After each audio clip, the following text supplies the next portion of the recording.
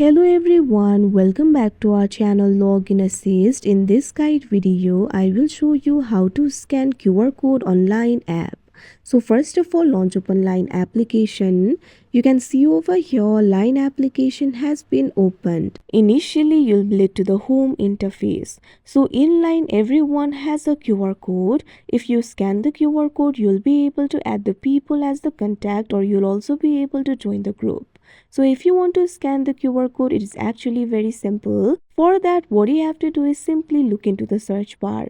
Right over here, you'll be able to find the scanner icon.